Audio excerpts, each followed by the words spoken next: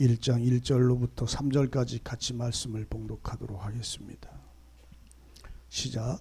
예수 그리스도의 계시라.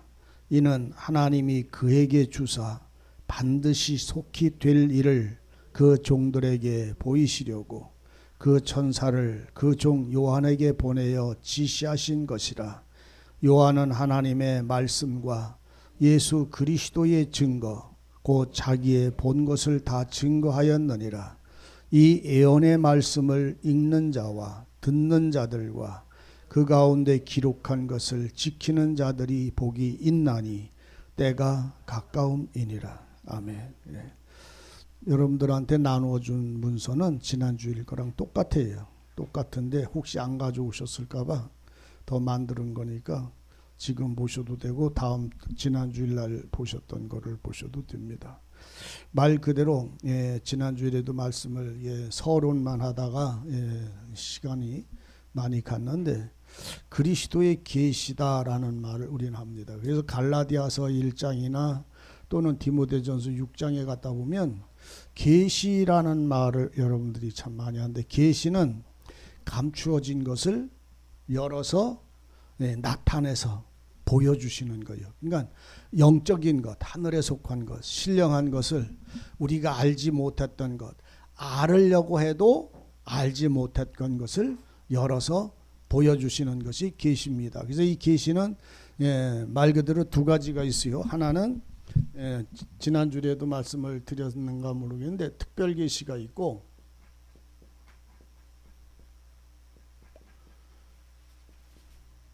특별 계시, 그 다음엔 일반 계시라는 게 있어요. 일반 보편적 계시라 이런 말이죠. 이 특별 계시는 하나님이 진리를 통해서 우리에게 알게 하시는 거예요. 일반 계시는 만물을 통해서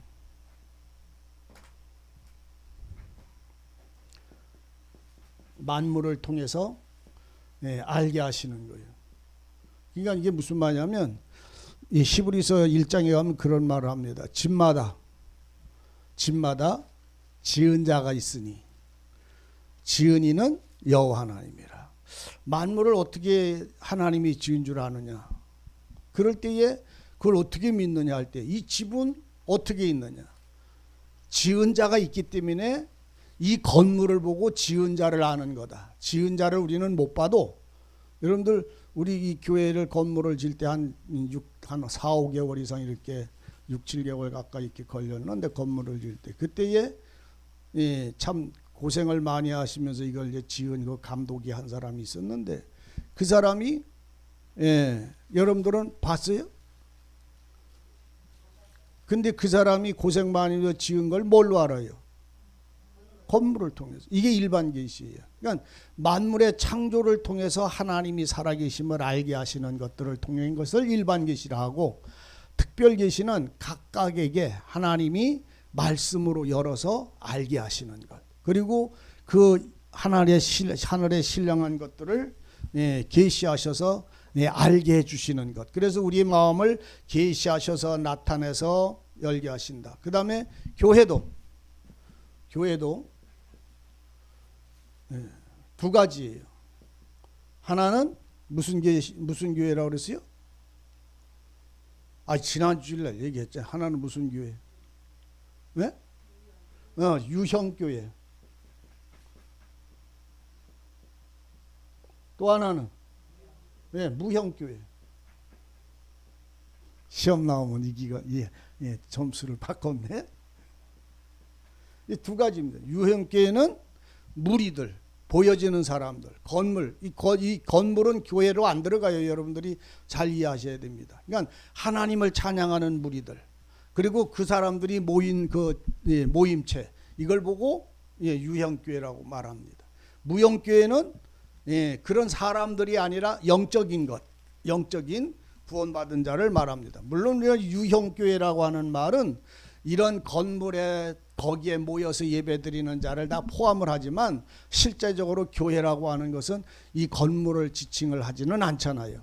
교회는 그리스도의 몸된 교회이기 때문에 건물을, 이 돌멩이로 진 건물을 그리스도의 몸된 교회라고 말 안 하지요.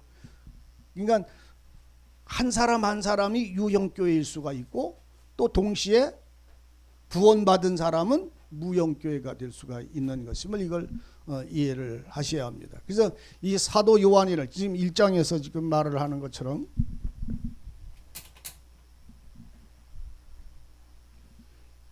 이 1장에서 지금 1절에서 지금 말씀하는 것처럼 하나님이 누구에게 주셔서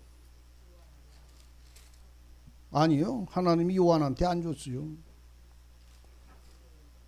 제가 왜 1장을 이렇게 몇 번씩 이렇게 자꾸만 하냐면 이 1장의 근본을 이해를 못하게 되면 그 다음에 흘러가는 말을 이해할 수가 없어요. 누가 왜 무슨 말을 어떻게 하는 건지. 그래서 우리는 그냥 대충 이렇게 하셨을 거다가 아니라 하나님이 이렇게 우리에게 하신 바를 분명히 알아야 그 다음에 문제가 누구 입에서 무슨 말이 나왔는가를 정확하게 합니다. 여러분들이 이거를 이렇게 이해하시는 과정 속에 성경을 보는 방법도 엄청 많이 다르게 될 겁니다.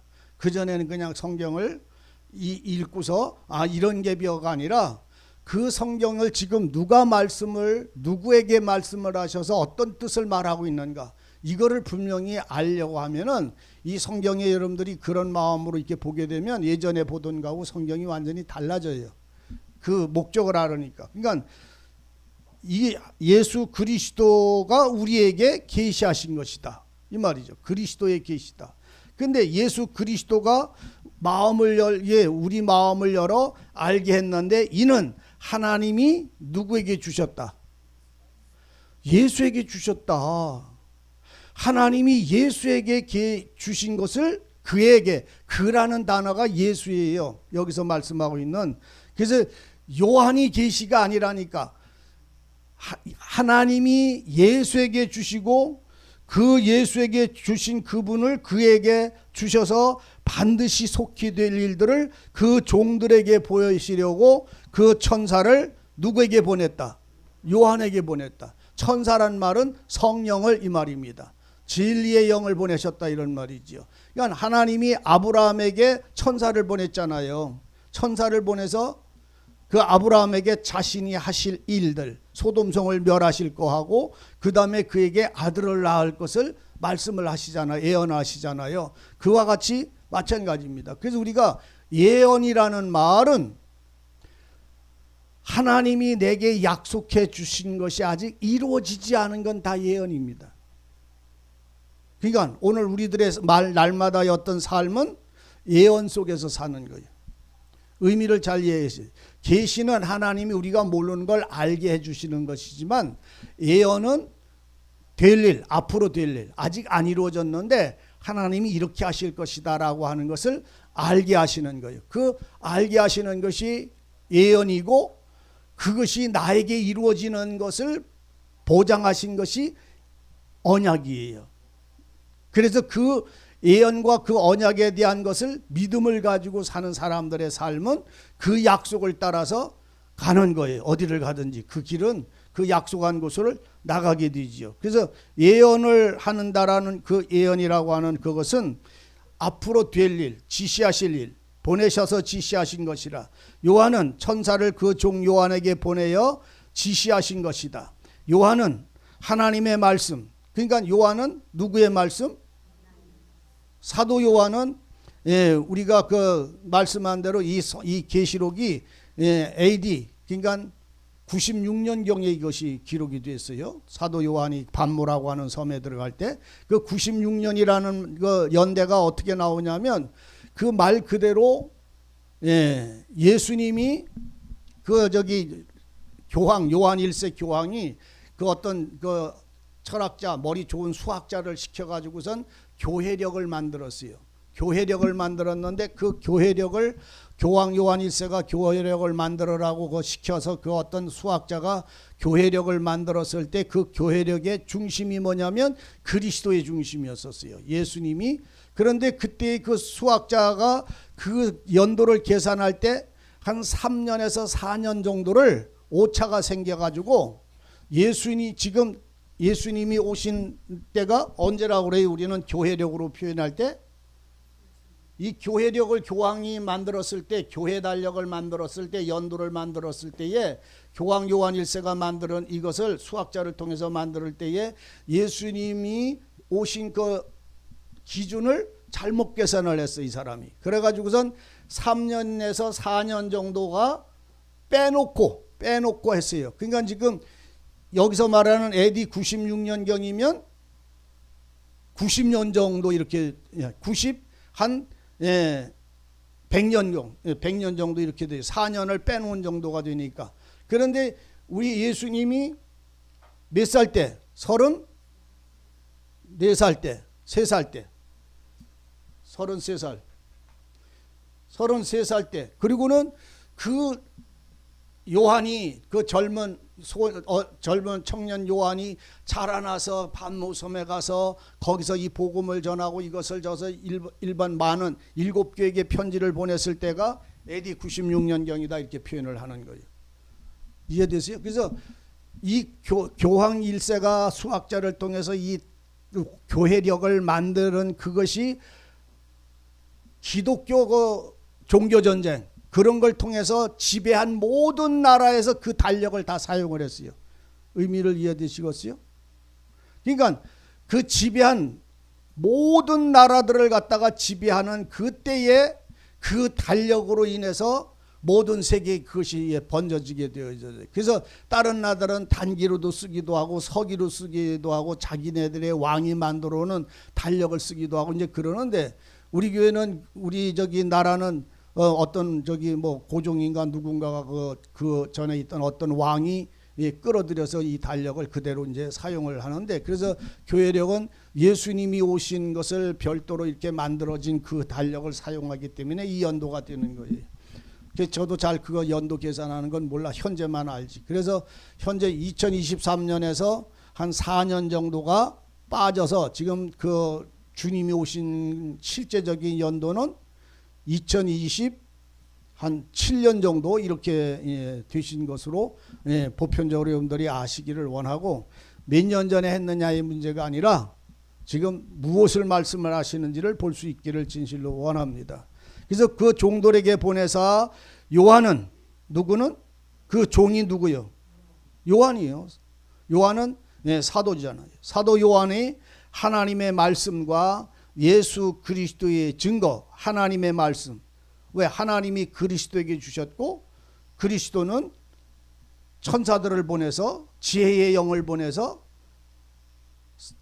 진리의 영을 보내서 그에게 지시하셔서 알게 이렇게 가서 전해줘라 라고 지시하신 것을 요한은 그걸 받아서 하나님의 말씀, 예수 그리스도의 증거, 속히 될 일들, 반드시 될 일들을 증거, 곧 자기의 본 것을 다 증거하였다. 그러니까 요한이 본 것은, 보여주신 것은 다 보여줬다.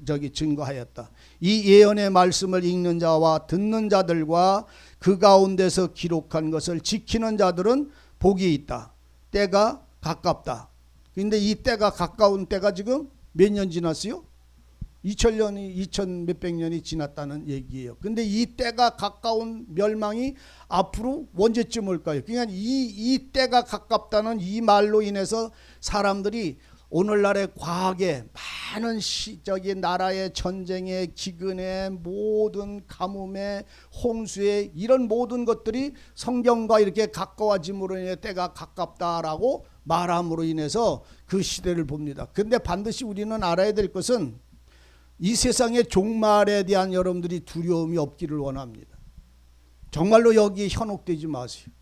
이 세상에 어떤 때 어느 때 이 세상이 종말이 올 건가, 지구가 어떻게 멸망될 건가, 내 자식들이 나중에 어떻게 그 손자들 증손자들이 어떻게 살 건가. 옛날에 할아버지들 다 그렇게 걱정하고 죽었어도 우리 잘 살아요. 그러니까 이 지구의 종말을 여러분들은 걱정할 것이 아니라 지금 그리스도 예수 안에서 내 영혼이 주님의 보혈과 진리의 말씀을 통해서 악한 영들에게 사로잡히지 않고 구원 얻은 자로서의 온전한 믿음을 지키는 그것을 여러분들은 아셔야 됩니다. 그리고 주님은 말씀을 하시기를 그런 말을 해요. 나는 주님이 친히 말씀할 때 나는 비유가 아니면 비유가 아니면 말하지 했다 안 했다? 안 한다. 그러니까 주님이 하신 말씀은 다 비유예요. 그래서 예수님도 예수님 자신을 우리에게 나타날 때 비유를 보면 한 30가지가 넘습니다. 포도나무니 씨니 뭐니 뭐 이렇게 여러 가지로 예수님도 자신을 나타내는 비유를 이해하기 쉽도록 하기 위하여 만물을 통해서 알게 하시는 거예요. 예수님이 포도나무라는 말은 의미가 뭐예요? 비유가. 나는 씨다. 나는 포도나무다. 나는 돌 반석이다. 나는 떡이다. 나는 포도주다. 뭐 이렇게 하면서 자신을 나타내서 비유하실 때 나는 새 푸대다. 나는 새 푸대 저기 포도주다. 이렇게 자신을 비유할 때에 그 속에 감추어져 있는 영적인 것을 여러분들이 그 말씀을 들을 때 아 이건 무슨 의미로 이 말씀을 하는구나. 왜 이 소리를 하는구나를 그 비유를 통해서 알 수 있어지기를 바랍니다. 그것이 영적인 신앙의 어떤 말씀의 어떤 비유적이에요. 그래서 기록된 것을 말씀을 이 예언의 말씀 예언 말씀을 읽는 자래요 안 읽는 자래요. 읽는다라는 말은 안다 이 지혜를 말하는 거예요. 또 지식을 의미하는 거예요. 읽는 자와 듣는 자들. 그러니까 우리가요 참 이게 참 여러분들이나 저나 이게 똑같은 마음을 가지고 계실런가 모르겠는데 읽는다고 할 때 여러분들 내가 읽는 게 있어요. 성경을 읽는다고 할 때 내가 읽는 게 있다고. 그리고 읽게 하심으로 읽는 게 있어요. 달라요. 내가 읽으면 이해가 안 됩니다. 알아요. 그런데 몰라요. 그런데 읽게 하시면 그게 확 열립니다. 다시 말하여 듣는 것도 마찬가지예요. 내가 생각하고 생각해서 머릿속에 아무리 집어넣는 거 하고 그걸 보고 논리적인 것, 교리적인 것 이렇게 표현을 합니다. 그런데 지금 여기서 말씀하는 것처럼 읽는 것과 그 다음에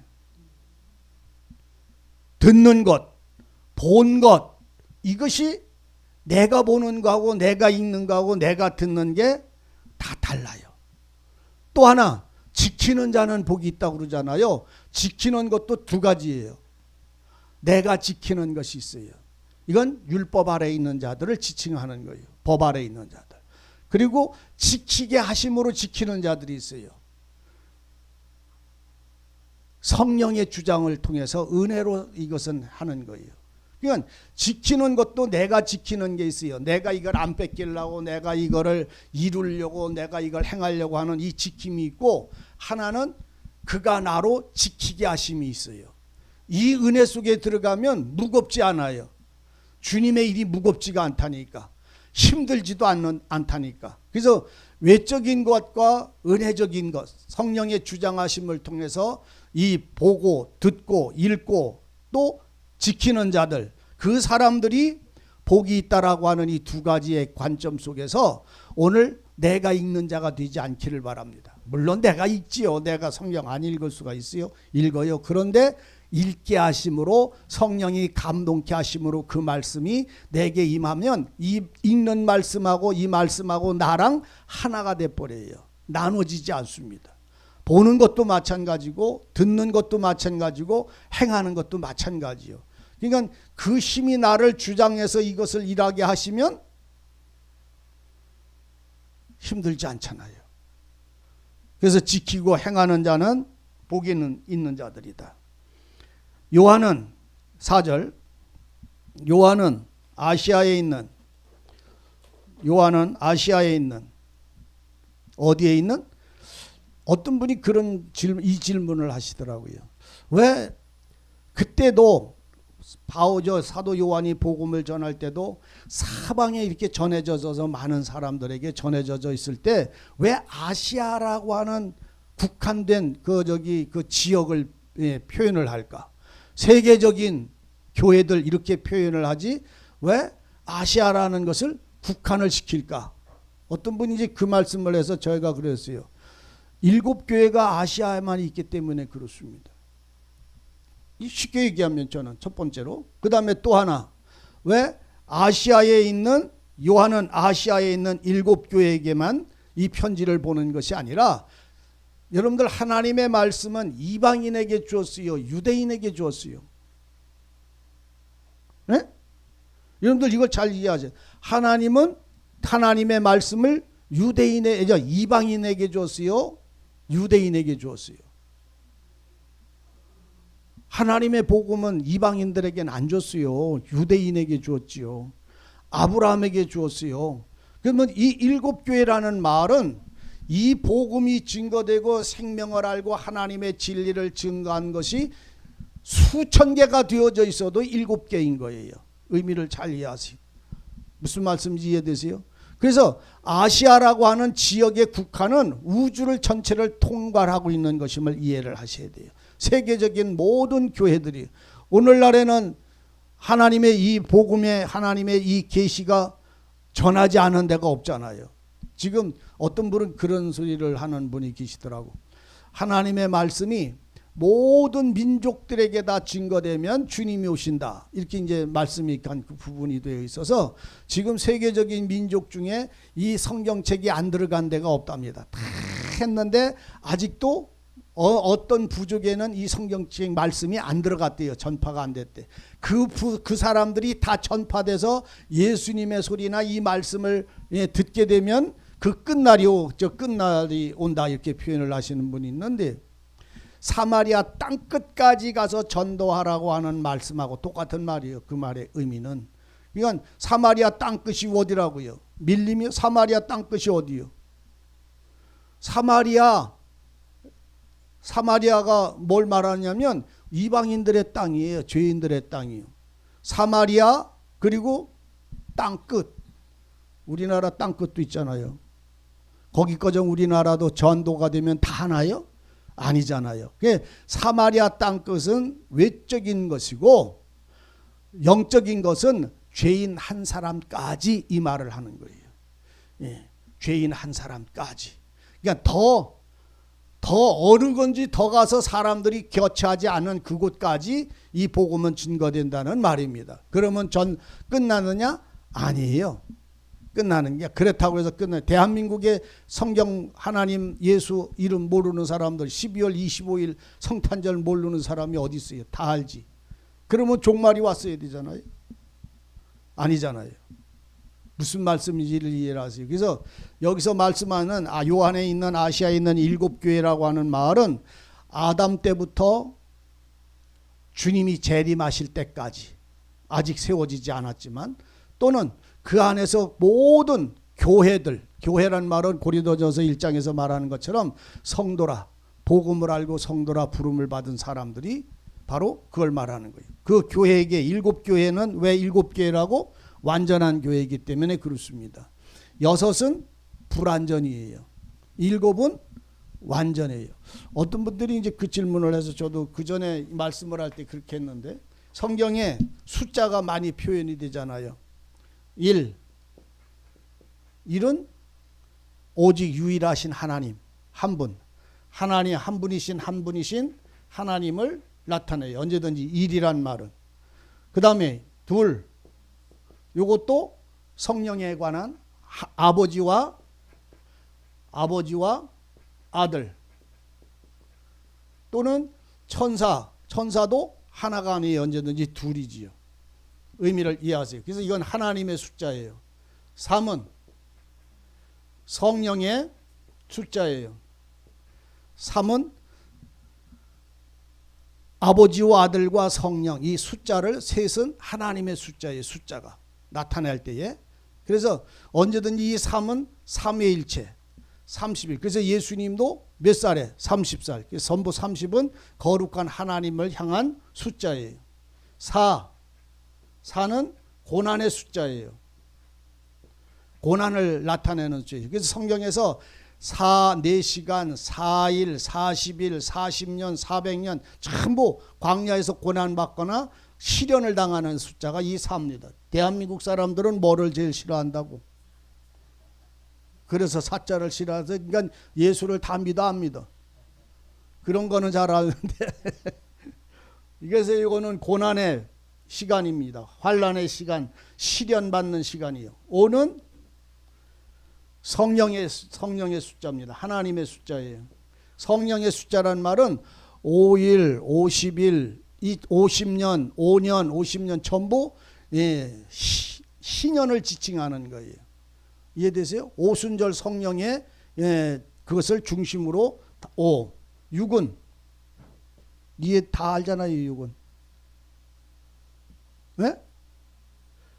6은 뭐요? 뭐를 나타내는 수치예요? 표현적으로 인간, 사람, 인간의 숫자예요. 인간, 육체의 숫자예요. 그래서 6이라고 하는 숫자는 전부 엿새째 된 날 뭐와 뭐를 하나님은 만들어요? 짐승과 사람을 만들어요. 그래서 이 6은 육체의 사람들을 나타내는 사람의 숫자예요. 이거는 고난의 숫자라면 7은 이건 완전한 숫자예요. 완성된 안식의 숫자예요. 그래서 이 안식의 숫자 이것도 하나님의 숫자입니다. 하나님의 수에 들어갑니다. 그래서 이 7은 언약의 숫자예요. 무지개는 몇 가지 색깔이에요? 7가지 색깔이에요. 그 7가지는 약속이요. 약속인데 생명과 기쁨의 약속이고 소망의 약속이라서 이 평안의 약속이기 때문에 7은 안식의 숫자예요. 8은 부활의 숫자예요. 새 생명의 숫자예요. 8일째 되는 날 할례 받아요. 8일째 되는 날 주님이 부활하셨어요. 그래서 8은 전부 하나님의 숫자, 하늘의 숫자예요. 9도 성경에는 9라는 숫자는 잘 안 나와요. 그런데 이거는 아무 여기에 속하지 않게 이거 하나님의 숫자로 들어가요. 10은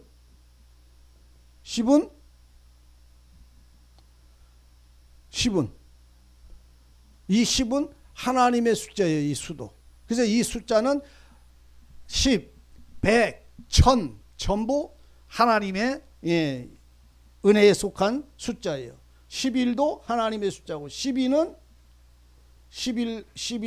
성경에 잘 안 나오고 표현이 잘 안 돼요. 근데 12는 12까지 나와요. 12는 성경을 읽다 보면 연도를 나오거나 뭘 말할 때 전부 12까지 나와요. 12는 뭐요? 택한 자들의 수예요. 택한 자들의 수. 그래서 12제자, 12족장 또는 12지파 전부 그래서 12는 택한 자, 구원받은 택한 자의 수.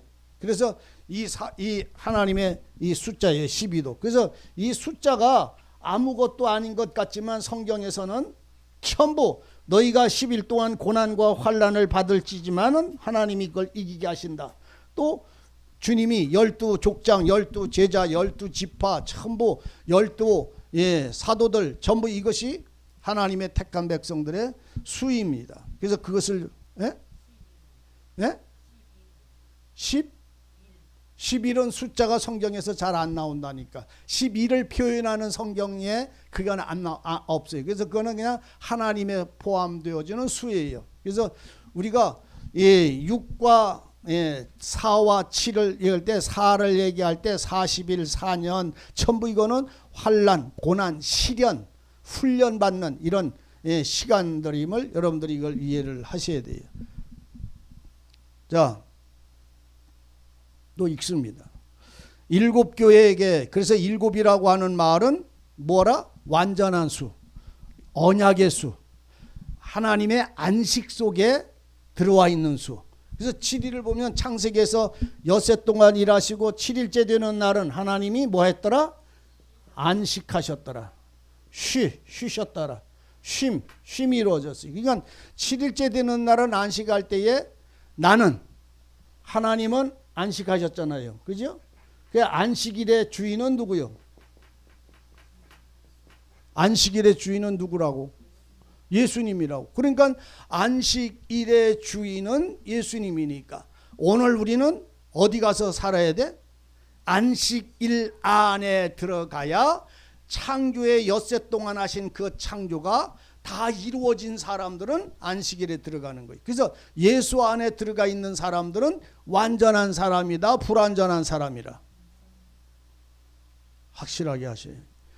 예수 안에, 안식일 안에 있는 사람들에겐 안식일을 소유한 사람, 안식일의 주인이신 예수를 소유한 사람은 뭐가 있는 사람이요? 안식일의 주인을 소유한 사람은 뭐를 가지고 있는 사람이냐고. 하나님의 안식을 가지고 있는 자잖아요. 그러면 이 안식은 창조의 엿새를 완성하시고 쉬신 것처럼 내 모든 것이 완전하게 완성되어진 후에 쉼이 이루어지는 거예요. 그래서 그리스도 안에 성도들이 애굽에서 나와서 어디에 들어가야 안식이 돼요? 가나안에 들어가면 안식인가요? 아니잖아요. 전쟁이 그쳤더라. 여러분들이 여호수아에 있다 보면 전쟁이 그쳤더라라는 말을 3번 4번 이렇게 나옵니다. 거기에 보면 전쟁이 그쳤더라가 안식을 누렸더라 이 말입니다. 그러니까는 이 안식일의 주인은 예수 안에, 예수가 내 안에, 내가 안식일 안에, 안식일이 내 안에. 그 주인은 누구요? 그러니까 안식일에 들어가면 내가 주인이 아니라 주님이 주인이에요. 여러분들 이 말씀에 이 안식일의 주인이라는 말에, 이 주인이라는 말에서 여러분들은 탕자가 언제 안식을 얻었어요? 예? 아버지 집에 재산 뜯들고 나갈 때 안식 얻었어요? 그러면 자기 것 다 무너지고 나서 아버지 집에 들어갈 때, 아버지 집에 들어가서 아버지가 하신 소리를 들어 죽었던 아들 다시 살았다. 그리고 그 집에서 잔치하고 먹고 마시고 즐길 때에 이 탕자는 안식이에요. 안식일의 주인이 누구요? 아버지요. 아버지가 안식일의 주인이고 이 안식일 안에서 이 사람은 먹고 마시고 누리는 거요. 다시 산 자로 누리는 거잖아요. 전에는 아버지 집에 나가기 전에는 이 아들에게 안식일이 있었어요? 없었어요? 그 사람은 안식일을 몰라요. 날마다 먹고 마셔도 안식일을 지키고 놀고 쉬어도 아버지의 안식을 모르는 거예요. 근데 탕자가 나와서 아버지 집에 들어가서 그 집에서 샀을 때만, 다시 살았을 때만 안식일이 뭔지를 아는 거예요. 그럼 그 안식일에 안에서 사는 그 아들은 다시 나와 안 나와? 참말이요? 참말이요? 안 나와. 아버지 집에서 못 나와. 그런데도 저 혼자 겨 나와가지고선 저 혼자 또 돈 벌으려고 난리치고 집 지으려고 난리치고 난리쳐. 그게 왜 그러냐? 지가 뭔가 하려고. 우리는요, 주님 안에서 하는 거하고 내가 하는 거하고가 다른 거예요. 참 여러분들 이걸, 이 생활에서 이 비밀을 우리가 알지 않으면요, 성도들의 거룩함을 이해를 못해요. 주님이 나를 의롭다 하셨는데도 우리는 그 의를 누리고 살면 되는데, 그래서 그 아버지의 안식일의 주인이 야 가라 하면 가고 서 하면 서면 되는데 우리는 꼭 가 하면은 어디로 가? 안 가. 언제든지 딴 데로 가. 가라고 해도 언제든지 딴 데로 가는데 가기는 가는데 내 마음에 맞는 때를 향해서 걸어갈 때가 얼마나 많은지 몰라. 그러니까 죽어라고 일을 해도 나중에 그게 평화나 기쁨이나 내 속에 믿음의 힘으로 생기는 게 아니라 갈등으로 계속 부딪히는 거예요. 다툼으로 계속 부딪히는 거예요. 왜? 내 법을 자꾸 만들어서 내 길을 만들어 가려니까. 아버지가 밭을 탁 돌멩이 걸어내고서 그냥 탁 밭을 내줘 만들어줘. 아들아 저기 가서 씨 심으라 그러니까 자기가 보니까 어때요? 그 밭이 마음에 들어 안 들어? 아버지 밭이 마음에 들어야 안 들어요? 들잖아요. 얼마나 좋아요. 그런데 나는 뭐 하고 싶어? 언제든지 나는 자립하고 싶어. 뭔 말씀인지 이해되나 모르겠네. 표현상 그렇습니다. 그래서 자립하고 싶어 가지고서 한다는 게 산에 올라가서 개간하는 게 땅 파는 게 내 밥 만든다고. 그 아버지 준 밥 그냥 씨 심어서 먹고 마시면 되는데 언제든지 이 자식은 자기가 개간해서 지 땅 만들겠다고, 지 산 만들겠다고. 그러니까 자기가 자기 의를 위해서 자기의 삶의 만족을 위해서 이끌어져 가는 게 웃기는 얘기인데 우리 생활이 그렇게 달고 있어요 지금. 그래서 주님이 서신서에서 전해주는 말씀들을 제대로 살지 못하는 거예요. 서신서 어떤 서신서든지 그 교회에 보내진 말씀이 우리 마음에 누리고 알고 그것을 가노라면은요 부족함이 없어요. 근데 우리는 우리의 힘을 가지고 가려고 하다가 보니까 주님하고 나하고 가끔한 길이 이그러져요. 달리는 버스에서 우리는 자꾸 내려와. 제가 전에도 그런 얘기를 했지만 저도 어떤 책에서 저기 예화책에서 봤는데 구루마를 탔는데 지게를 지고 구루마를 탔는데 지게쯤 내려놔라. 거기 구루마에다가 너 내려놓고 편안하게 앉아서 가라. 짐을 지고 그 위에 올라서서 가라. 네?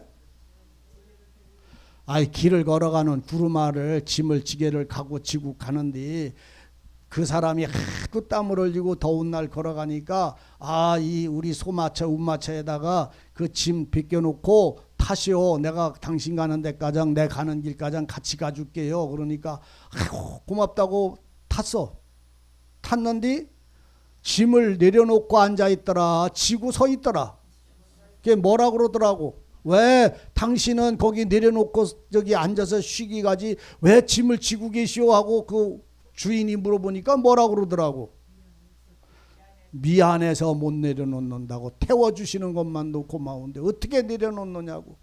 예수께서 나를 구원해 주시는 것만 듣고 고마운데 어떻게 일을 안 하고 사느냐고. 일을 하고 살아야지. 그럼 일을 하고 살면 주님의 그 주인의 마음에 합한 일을 해야지 왜 저 혼자 지가 원하는 것을 하느냐 이런 말이요. 그러니까 그 주인의 뜻하고 다른 길을 가게 되어 수밖에는 없어요. 그러니까는 우리가 신앙에 많은 생활을 이렇게 변화를 받으려고 해도 변화되지 아니하는 그 이유 중에 하나가 주님의 말씀을 따라가는 순종하는 삶이 아니라 내가 의를 이루려는 생활을 가기 때문에 이 생활이 안 바꿔지는 거예요. 고통은 고통대로 당하고 아픔은 아픔대로 부딪힘은 부딪힘대로 당하는데 생활의 은혜가 내 속에서 역사하지 아니하는 이유는 순종이 아니라 그 말씀을 누리고 이루어지려고 가는 게 아니라 다시 말하면 콩을 하나 심으면 거기에 뭐가 나요?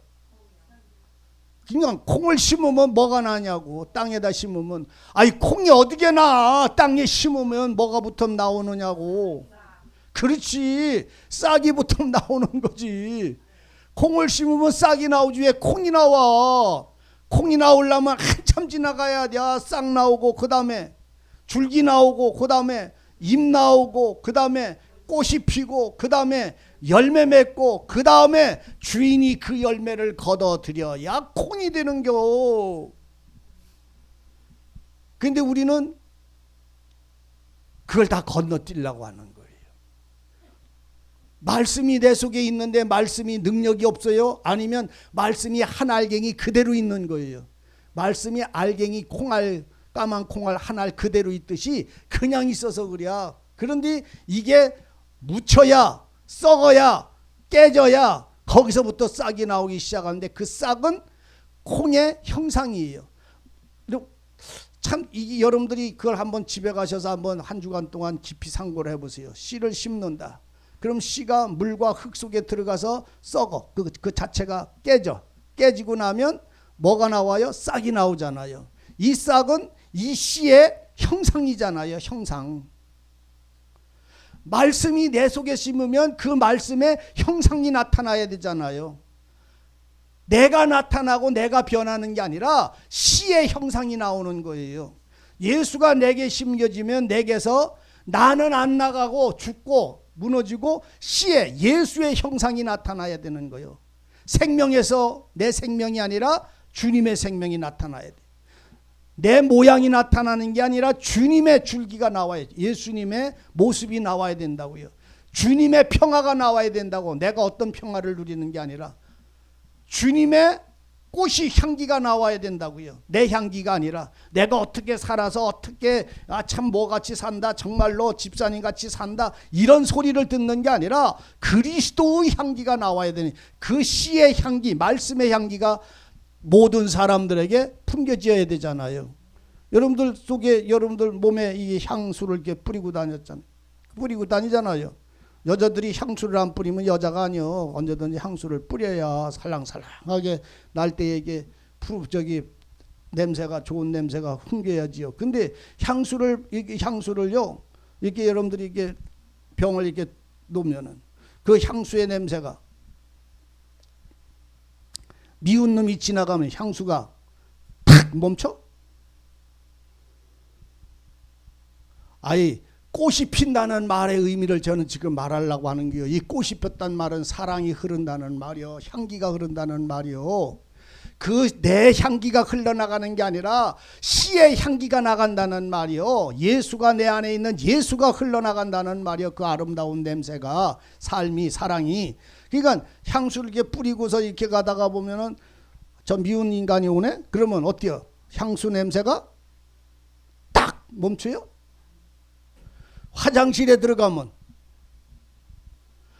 화장실에 들어가면 향수 냄새가 멈춰요? 안 멈춰요? 어떻게 알아요? 그걸 어떻게 아느냐고. 저 향수를 뿌리고선 돼지우리에 들어갔어요. 그러면 향수가 이제 내 몸만 싹 감싸고 있어요. 그 더러운 냄새를 다 돼지우리의 그 더러운 냄새를 다 휘감아요. 네? 무슨 말씀인지 이해되세요? 꽃이 피고라는 말의 의미는 주님의 사랑이 나를 넘어서서 모든 사람들에게 벽 없이 흘러간다는 말입니다. 벽 없이. 꽃이 핀다는 말의 의미를 이해하셔야 돼요. 꽃이 피니까 우리가 이렇게 아름다운 신앙에 이렇게 보기 좋은 사람으로 이렇게 내 모습을 말하는 게 아니라 주님의 사랑이 내 안에서 나를 넘어서서 내 벽을 깨뜨려서 내게서 그것이 흘러나오는 주님을 나타내져지는 삶의 은혜가 우리 마음을 주장하신다는 말이요. 그것이 살아서 말씀이 살아서 내 속에 있을 때에 살아있는 말씀의 역사 그 능력이잖아요. 근데 우리는 말씀을 다 도시락에다가 콩알 늘 몇 년 묵은 콩알 놓듯이 꽉꽉 채워져 있는데 그거를 심어서 그 형체는 우리는 사랑, 희락, 화평, 자비, 양선, 온유, 충성 이거는 가득한데 심겨져야 싹이 나오고 심겨져야 꽃이 피잖아요. 그래서 거기서 열매 맺는 거는 내가 맺어지는 거예요. 나한테서 그리스도가 나타나는 거예요. 그렇습니다. 그래서 주님은 나를 품을 때 다른 모습이 아니라 주님의 모습된 사람들, 주님의 사랑을 가진 사람을 주님은 품는 거예요. 그러니까 콩을 심으면 그 콩이 뭐요? 씨가 뭐요? 말씀이고 주님이잖아요. 그것이 오늘 우리들의 생활 속에서 주님은 말씀을 하고 있는 거예요. 한 알의 씨를 땅에 심으면 그 심어진 씨가 처음에는 싹이요, 다음에는 잎이요, 그 다음엔 꽃이요, 그 다음엔 열매를 맺을 때에 농부는 그 열매를 수확해서 거두느니라. 이것이 주님의 말씀인 거예요.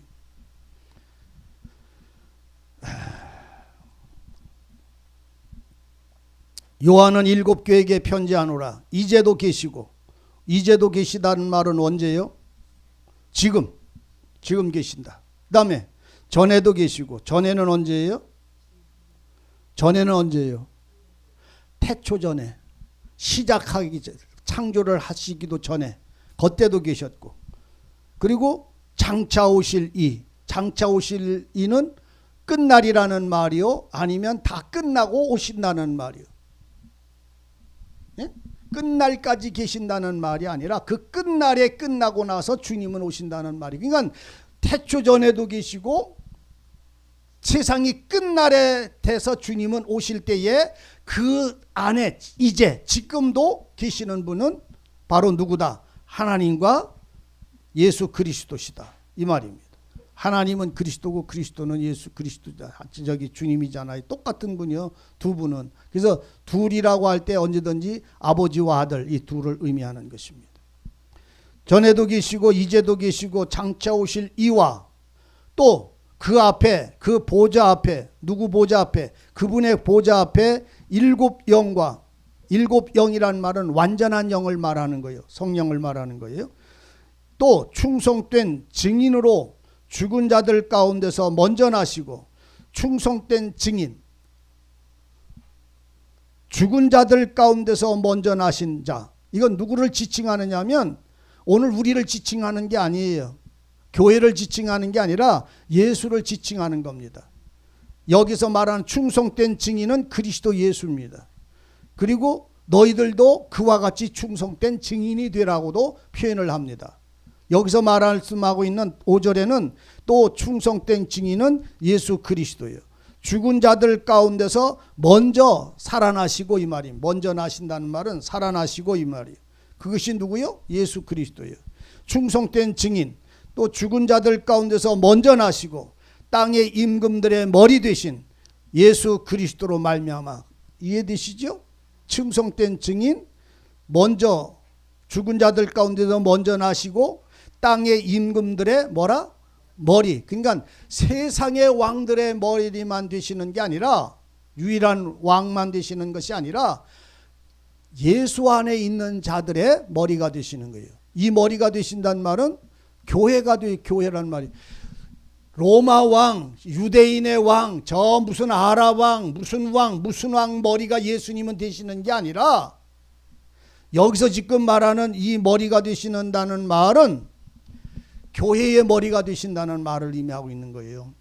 그 왕들의 머리가 왜 돼요? 그렇잖아요. 주님의 머리는 교회의 머리요.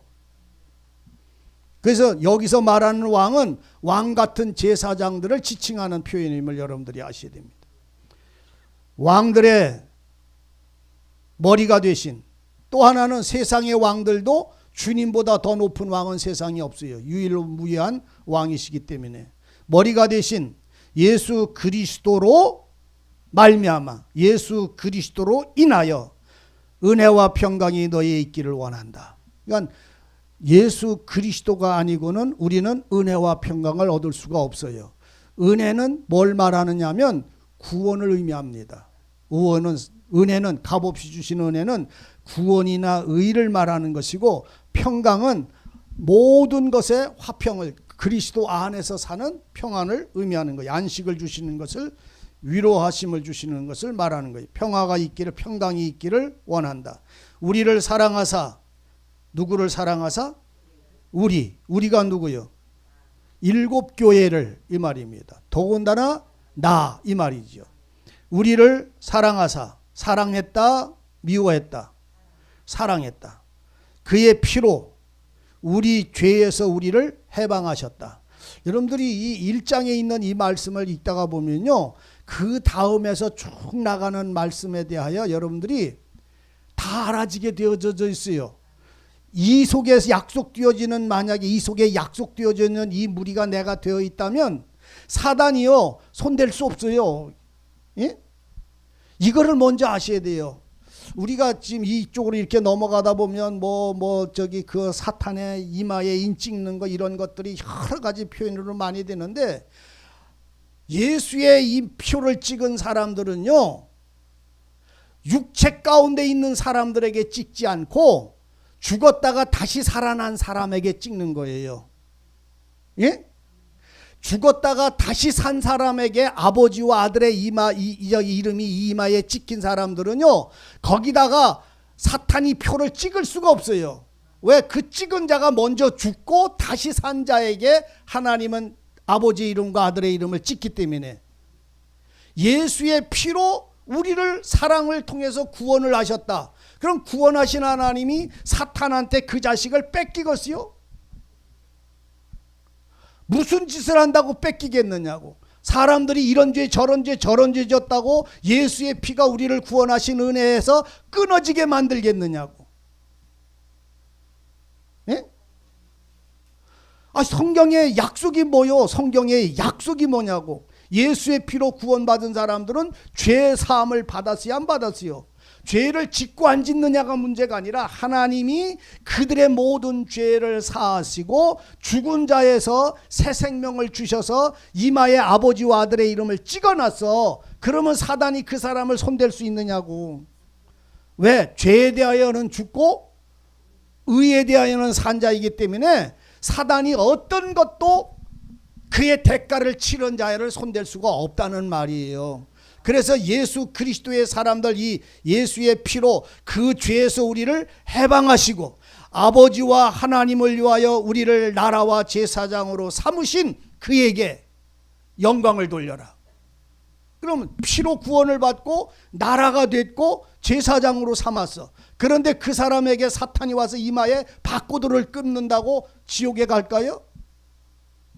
있을 수도 없는 얘기요. 혹시 이런 과학이 우리에게 이마에 이런 걸 찧어서 뇌 정신을 어떻게 한다고 하면 시련을 당하고 환난을 당하거나 오늘 하나님을 믿는 일에 회방을 당하거나 미혹을 당할 수는 있을지언정 그 영혼을 멸할 수 있는 세력은 아무것도 없는 거예요. 천하에. 알아들어요? 이 중심을 잃어버리고 나면은 이 다음에 읽어버리는 모든 말씀들을 우리는 감당할 수가 없는 거예요. 뭐 이렇게 바람 불면 이렇게 흘러가고 저렇게 바람 불면 저렇게 구원받았어. 죄 사함을 받은 것이 그 값이 뭐요?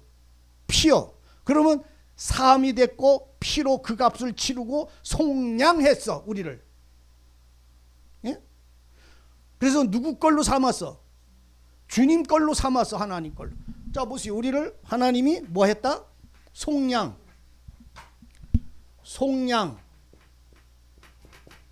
구속, 구원, 거듭남, 중생, 이게 다 성경에 다 같은 의미예요. 그러면 속량이 뭐예요? 팔려갔던 사람을 돈을 주고 값을 치르고 사온 거예요. 구속이라는 말은 사로잡혔던 데서 해방시킨 거예요. 구원이란 말은 구덩이에 빠졌었는데 건져 올렸다는 말이에요. 거듭남이란 뭐예요? 죽었다가 다시 살았다는 말이에요. 중생이란 말은 뭐예요? 다시 태어났다는 말이에요. 내내 같은 말이에요. 그러면 이것이 다 뭘로 이루어졌느냐면 예수의 피로, 예수의 피로, 이것에 대한 죄에 대한 것에 대한 값을 주고 여기에서 속량하시고 구속하셨어. 예수의 피로. 그래서 하나님의 것, 하나님의 사람으로 삼아서 더럽게 깨끗하게 이 세력하고 이 죄라는 세력하고 이 살아난 사람하고 이제는 관계가 없어. 그러면 의롭다 하시고 의롭다, 영화롭게까지 하셨어. 의롭다 하시고 영화롭게까지 하셔서 하나님의 것이 된 사람들은. 그래서 네가 나로부터 이렇게 하나님의 것이 됐고 하나님의 것이면 너는 누구 거다? 내 것, 하나님의 것이라는 말이 이제는 그냥 아무도 그 세력에 손댈 수 없어요. 만약에 여기서 사탄이 이 죄가 나를 찾아와서 이 의롭다 하신 것을 무너뜨릴 수 있어요? 없어요? 없어. 왜? 이것에 대하여 죽었기 때문에. 그래서 다시 태어나는 이유라는 말이 여기에 있는 거예요. 죽었기 때문에. 뭐에 대하여? 죄에 대하여. 죄와 허물로. 에베소서 1장에서 그잖아요. 죄와 허물로 죽었었던 너를 살리셨다. 그래서 하나님 보좌 우편에 앉히셨다. 하나님 보좌 우편이 어디요? 예수님 앉으신 장소요. 거기에 너희를 앉히셨다. 하늘에 있는 것이나 땅에 있는 것이나 어떤 것도 너희를 손대지 못하게 하셨다. 그러면 사단은 누가 만들어 놓은 거요? 지가 스스로 자존하는 거요? 하나님의 도구요. 거기에 사로잡혔던 거예요. 거기서 하나님이 자신의 피를 주어서 의롭다 하셔서 너는 내 것이다. 그래서 너는 내 것이니까 나의 것은 내 말을 따라서 내가 원하는 내 약속 안에 살아라. 그러면 사탄이 와서요, 이것에 팔뚝에다가 쇳덩어리 하나를 박았어요. 컴퓨터 칩을 하나 박았어요. 그러면 이 사람은 지옥 가 천국 가? 상관도 없는 거예요. 이거는 영적인 것이기 때문에. 우리의 영혼의 구원은 영적인 것이지 육적인 것이 아니에요. 영적 안에 육체도 영적인 거예요. 오늘 주님이 죽으셨다가 살아날 때 육체예요? 영혼이요? 예수님이 죽었다가 다시 살아났을 때 육체냐 영혼이냐 말이요. 예? 육체요, 육체. 아이고 참말로 육체로 다시 살아났어. 영혼만 살아난 게 아니라 귀신의 영처럼 돌아다니는 게 아니라 육체가 부활하셨단 말이요. 참말로. 예? 예수님이 다시 살아나신 분이 드라마에 나오듯이 영혼만 이렇게 영혼이 육체 모양 나온 게 아니라 그 육체 자체가 살아나신 거예요. 그래서 우리도 영적인 몸, 다시 말하면 육체로 살되 영적인 육체에 있는 거예요. 그러니까 주님은 영혼이 살아난 게 아니에요. 영이 살아난 게 아니라 몸 자체가 살아났어. 무덤에서 그 몸 자체가 살아났어. 예? 어디 가가지고선 영혼만 살아났다 소리 하들 말어. 이건 사탄이 이단들이 하는 소리요. 육체가 살아나셨어. 그래서 주님이 육체가 살아나신 걸 나타내보려고 내 손 만져봐라, 내 옆구리에 손 넣어봐라. 영은 이런 흔적을 가질 수 없지만 나는 육체로 살아났기 때문에 뭐다? 그게 왜냐하면 신령한 몸이고 신령한 육체인데 영적인 게 아니라 몸이 자체가 살아났다니까. 그래서 주님이 떡도 먹고 떡도 나눠주고 40일 동안 주님이 몸으로 살아나신 그 육체가 살아나신 것을 증거하고 그 몸이 그대로 승천하는 걸 보여줬잖아요. 그러니까 엘리야도 성령의 불마차 타고 올라가는 이유가 거기 있는 거요. 하나님이 데리고 가시는 전능한 힘이 그곳에서 나타나는 거. 영혼으로 살아났다는 소리 어디 가자 입에 그냥 바르지도 말어. 여러분들 잘 알아들어야 돼. 뭔 소리인지를. 육체로 살아나신, 그래서 예수님이 육체로 살아나시는 것을 부인하는 자마다 적그리스도니. 아니 요한일서에서 기록을 하고 있잖아요. 나 미칠 뻔했네. 아니 도대체 뭔 생각들을 하고 있는 거예요. 주님은 몸 자체가 살아나신 거예요. 근데 그 몸은 살아났어도 우리처럼 똑같이 먹고 마시고 흔적을 다 가져도 그건 신령한 몸이요. 신령한 몸이고 우리처럼 이런 썩어질 몸이 아니요. 그거는 영원히 있을 몸이요. 주님의 몸은. 예? 아이고. 그러니까 우리는 알고 그렇게 알고 있는 것 같아도 어느 날 이렇게 보다 보면 내가 딴 데 가서 있을 수도 있어요. 그게 볼 수 있어야 됩니다. 예, 주님이 그러니까 그래서 이 말씀을 하는 거예요. 주님이 구원을 받으면 너희가 첫째 부활에 참여했다. 알아들으세요? 이제 이 말을? 첫째 부활에 참여했단 말은 죽으셨던 주님이 살아나신 그 몸 속에 내가 죽었던 네 몸이 네 영혼이 살아나면 그 몸과 하나가 되는 거라 이런 말이요.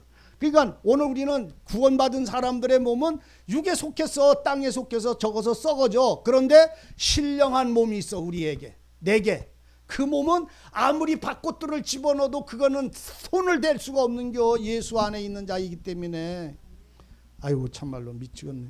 그러니까 이 요한일 계시록이 이래서 이해가 안 되는 거요. 자꾸 분리를 시키니까. 예수님하고 나하고 자꾸 분리를 시키는 거예요. 그러니까 말씀을 어떤 무리들은 그런 사람도 있어요. 구원을 받았어? 구원받았어. 열심히 살다가 말씀대로 못 살고 죄를 지면 지옥 가. 다시 어떤 목사님들이 그러는 줄 알아요? 많은 사람들이 그런 소리를 많이 해요. 우리 교회들 열심히 다니고 구원받아가지고 성령에 충만해서 그렇게 살던 사람이 어느 날 상처받아서 교회를 떠났어. 그럼 그 지옥 가 천국 가. 그 구원받은 사람이 지옥 가는 놈이야. 그렇게 열심히 살고 잘 살고 충성하고 봉상하고 방언하고 춤추던 사람이 교회를 안 나고 떠났어. 그냥 예수 안 믿고 집에서 그냥 딴짓하고 이렇게 살아. 그러면 그 사람 구원받은 사람이요. 그렇게 이제 안 살으니까 구원 못 받은 인간이야. 지옥 가는 인간이야. 그렇게 얘기하는 사람들이 얼마나 많은지 몰라. 그러면 그 사람의 행위를 따라 구원이고 천국이 되는 거잖아요. 믿음의 은혜가 아니잖아. 하나님의 은혜가 아니잖아. 그 사람의 행실을 따라서 어떨 때는 구원받고 어떤 때는 구원을 못 받습니까?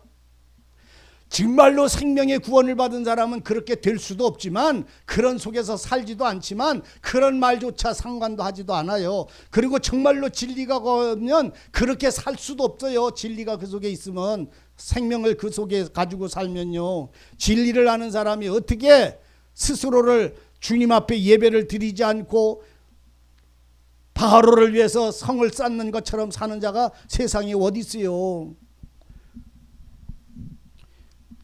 어디서든지 예배드리면 다 예배드리는 것도 아니에요. 여러분들이 잘 알아들어야 돼요. 이런 말은. 그래서 우리가 예수님의 피로, 지금 여기서 이 말씀을 거예요. 그의 피로 죄에서 우리를 해방하시고, 그러니까 죄하고 나하고는 이젠 관계 있어요, 없어요? 그래서 이걸 보고 첫째 부활에 참여한 자는 복이 있도다. 그게 첫째 부활에 참여한 거예요. 이걸 놓고. 그럼 첫째 부활에 참여한 자, 우리를 해방하시고 아버지와 하나님을 위하여 우리를 나라와 제사장으로 삼으신 그에게, 누구에게? 예수 그리스도에게 영광과 능력이 세세토록 우리 주님이 받으소서, 이렇게 찬송을 하고 있는 거예요. 그러면 죄에서 우리를, 예수의 피로 우리를 해방했다는 말은 다시는 그곳에서 우리가 사로잡힐 수 없다는 말이잖아요. 그런데 그 사람 몸에 뭐 이마가 아니라 팔뚝이나 손등이나 어디에게나 그 칩을 박아서, 누구 말 맞다나 사탄의 표를, 그게 뭐 칩이니 뭐니 이런 소리를 하니까 그걸 박으면 죄에서 해방한 사람이 다시 죄 가운데로 빠져서 지옥을 간다는 말이야. 그럼 예수님의 피가 우리를 뭐하러 해방을 해요? 예? 해방이 될 수가 없는 거요. 빠져 들어갈 수가 없고. 왜? 아이고, 이걸 뭐 또 방법, 또 설명해도 그 소리고 또 설명해도 그 소리지만, 여러분들의 마음이 한번 묵상을 해봐요. 여러분 보세요. 내가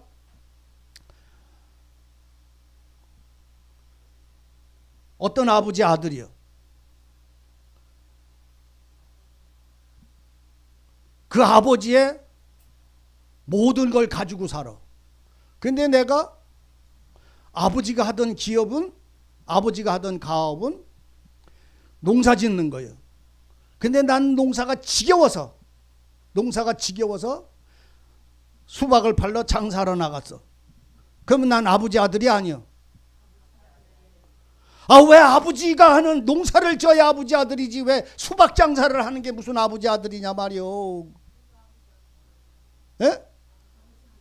근데 장사를 잘하는 어떤 사람을 보니까, 아, 나도 저 사람처럼 이름을 바꿔서 저 사람 아들 돼가지고 저 사람한테 가가지고선 내가 뭐를 해야 되겠다? 장사를 해서 부자가 되겠다고선 성을 바꿨어. 그리고 그 아버지가 장사하는 참외 장사를 해. 그러면 나는 아버지 아들이요? 아니면 아니요? 이름을 바꿔도 장사를 하던 아버지 아들로 태어난 자는 아버지 아들이요. 육으로 난 것은 육이고 성령으로 난 것은 영이요. 예수의 피로 죄에서 해방받은 자는 다시는 어떤 죄나 어떤 세력이 그를 다시 사로잡을 수가 없는 거요. 예수의 피로 구원받은 사람은 그 행실의 결과가 아니라 하나님의 약속에 의해서 천국 가고 지옥 가는 것이지, 그 사람의 행위에 따라 좌우되는 게 아니라 말이요. 그러면 아무 죄를 구원받은 사람은 아무 죄도 져도 괜찮다고, 아무렇게나 살아도 괜찮다고, 예배도 안 들어도 괜찮다고, 구원받았는데 뭐 그 속엔 진리가 없어. 그 사람 구원 안 받은 사람이야. 그런 소리 하는 건. 말씀도 모르고 성령도 몰라. 성령을 알고 말씀을 알면 그렇게 말하거나 그렇게 살 수가 없어. 의미를 이해를 하시기를 바랍니다. 예수 그리스도의 피가 우리를 죄에서 해방하시고 아버지와 하나님을 위하여 나라를 삼으셨고 제사장으로 삼으신 그에게 영광과 능력이 있기를 원하나 볼지어다 구름 타고 오시리라. 뭐 타고 오시리라? 예수님은 손오공이 아니에요. 어떤 분들은 예수님이 구름 타고 온다니까 손오공처럼 그런 구름 타고 오는 줄 아는데, 이 구름은 그 구름이 아니에요. 예수님이 감람산에서 승천하실 때 구름이 저를 둘러 어떻게 했더라고? 보이지 않게 했더라. 그런데 지금 여긴 또 뭐 타고 온대야? 구름 타고 온대야. 이 구름은 손오공 타는 그런 구름이 아니고 하나님의 영광이 함께 온다는 말이야. 하나님의 공의와 함께 오신다는 말이야. 여러분들 이스라엘 백성들이 애굽에서 출애굽할 때에 6월절 날부터 그들 앞에 뭐가 나왔어요? 섰어요. 여러분들 우리가 그걸 잘 이해하셔야 되는 게 6월절 날이잖아요. 6월절. 6월절이면 이 6월절은 저녁이 되고 그 다음에 아침이고 저녁이 되고 아침인 거예요. 언제든지. 아침이고 저녁인 것은 성경에 없어요. 저녁이고 육으로 태어나고 영으로 태어나는 거예요. 그래서 저녁에 해가 넘어가는 금요일 날, 금요일 해 넘어갈 때에 문설주에 피 발라놓고 안식일, 토요일이 안식일이니까 율법의 안식일은 토요일이에요. 오늘날로 말하면 토요일이니까 해가 넘어가면 토요일의 시작이에요. 이해되시죠? 금요일 날 오후 5시가 돼서 해가 서산에 딱 붙으면 토요일이 시작이 되는 거예요. 그래서 이스라엘 사람들은 낮에 장가 시집 거의 안 가고 밤에 전부 장가 가고 시집가. 결혼식을. 왜? 이게 하루의 시작이니까. 그러니까 무슨 말인지 알지? 금요일 날 해가 서산에 딱 멈추게 되면 그때가 오후 5시 이렇게 되는 거예요. 그러면 해가 넘어가면서 붙으면 이미 토요일의 시작이요. 그러니까 토요일의 시작이니까 저녁이 되며 그 다음에 아침은 뭐요? 내내. 아침도 안식일이요. 토요일이요. 아침은 토요일이 아니요. 내내 아침도 토요일이요. 그러니까 이 아침이 오고 저녁이 되어지기까지 하루요. 예? 이게 하루란 말이죠. 그러니까 6월절에 이들이 저녁에 문설주에 피를 발라 놓았을 때에 그 집안에 들어가서 불에 구운 고기를 먹고 쓴나물과 더불어 먹고 그 죽음의 밤을 지나서 저녁이 지나서 해가 떠오를 때에 그들은 그 집에서 나와도 돼. 이제 밤이 지났으니까. 그러니까 그래서 이 죽음의 사망에서 벗어나서 빛으로 들어왔어. 빛으로. 그러니까 6월절 하루에 죽음과 생명이 함께 교차하는 거예요. 의미를 알아들으세요? 우리가 구원하시는 날, 내가 죽은 날이고 죽음을 안 날이 구원의 날이 되어지는 거예요. 잘 이해하세요. 그래서 이 아침이 되고 나니까 이들은 이 아침에는 이제 이 저녁에 죽음의 밤에 있던 이 애굽에서 이들은 여기 살아요? 못 살아요? 못 살아. 못 사는 거예요. 애굽에서 못 살아. 그러니까는 이 아침에는 이들 앞에 보인 게 뭐냐? 불기둥. 그 다음에 구름기둥. 그리고 이들은 여기서 이제 떠나요, 안 떠나요? 죽음과 더불어 생명이 오면은 그들은 그 순간에 이들은 떠나게 되어 있는 거예요. 뭐를 따라서? 하나님 구름기둥 따라서. 그 속에 불이 같이 있어. 구름과 불은 하나지 나눠져 있질 않아. 구름은 아버지의 거룩함을 표현하는 거예요. 불은 성령의 함께 하심을 말하는 거예요. 예수 그리스도는 어디 있느냐? 피 흘렸잖아요. 피 흘렸어. 예수 안에서 아버지와 성령이 그들을 이제 인도해 가시는 역사가 이루어지는 거예요. 이해되세요? 그래서 불 속에는 구름이 있고 구름 속에는 또한 불이 있는데 그 속에 뭐가 있느냐면 피가 같이 이들과 같이. 그러니까 전부 이 사람들은 피 발라진 사람들이 안 발라진 사람들이요. 피 발라진 사람들이요. 그 사람들만 어린 양의 피로 다시 산 아침에 일어나서 이 햇빛을 본 사람들은 이 불기둥과 구름기둥이 이들을 인도해 가셨어요. 구름 타고 오시리라. 하나님이 그리스도를 데리고 오시리라는 말과 같은 의미다. 이런 말이에요. 그 말하려고 이걸 말하는 거예요. 그러니까 하나님이 예수와 함께 오시리라 이 말이에요. 구름이 이들을 이끌어 가셨어. 예수 피 안에 있는 사람들을. 마찬가지. 그래서 우리가 구원을 얻었다. 구원의 날이라는 말은 내가 죽고 예수로 다시 산 날을 6월절 어린 양의 피로 인해서 그날부터는 바로의 법으로 사는 게 아니라 구름과 성령 불의 기둥에 인도를 받아서 사는 길이 시작이 되는 거예요. 그러니까 그 땅에 머물 수도 없어요. 종살이하고 노예 생활하고 6월절에 피를 모를 때는 바로를 위해서 살지만 그 피를 알고 그 생명을 알고 은혜를 알면 하나님은 그를 거기다 두시질 않고 이끌어내시는 거예요. 어디로 가려고? 약속의 땅으로. 너무 쉬운 말이지요. 근데 나는 그렇게 살고 있는가를 한번 실제적으로 보세요. 제가 어떤 분하고 신앙대화하다 그런 말을 했어요.